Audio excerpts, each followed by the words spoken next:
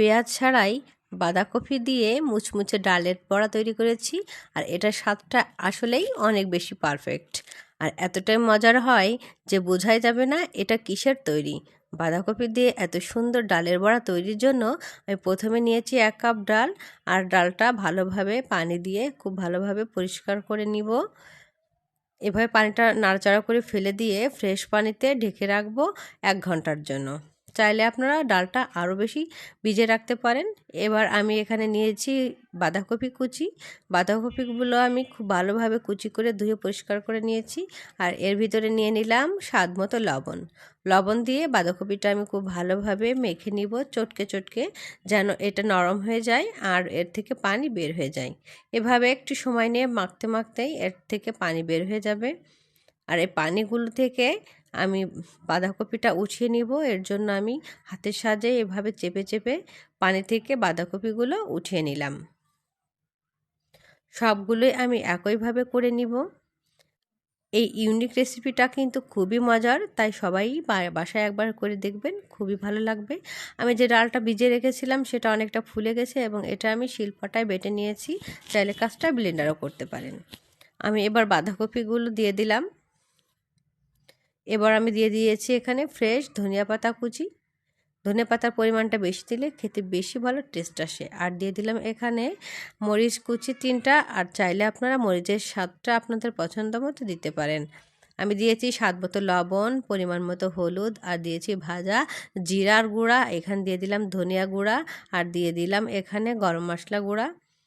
দিয়ে আমি খুব ভালোভাবে মশলাটা মেখে নিব।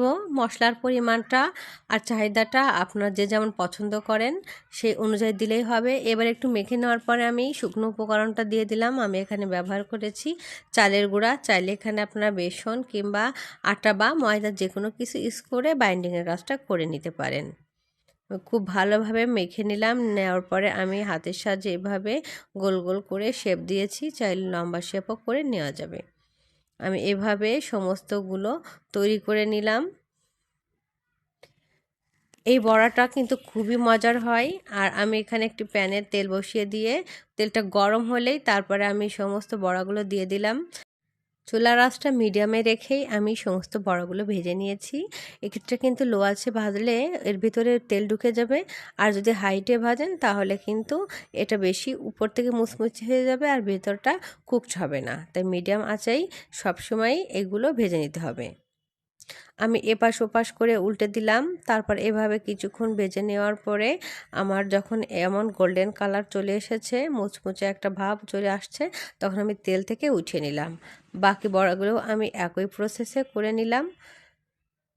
তারপর এভাবে উল্টাপাল্টা করে যখন সুন্দর রং চলে আসছে আর মুচমুচে হয়ে গেছে, তখন আমি এগুলো উঠিয়ে নিয়েছি।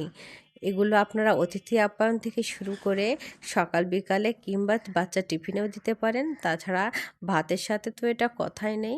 আমি একটা ভেঙে দেখালাম কতটা ইয়াম্মি হয়েছে, ভেতরটা কুকড হয়েছে আর উপরটা কতটা মুচমুচে হয়েছে। সবাই বানানোর অনুরোধ রইল। আর এত সুন্দর বাঁধাকপি দিয়ে যে ডালের বড়া তৈরি করা যায় তা একদমই না বানালে বিশ্বাসই হবে না। আর এটার টেস্ট তো খুবই দুর্দান্ত।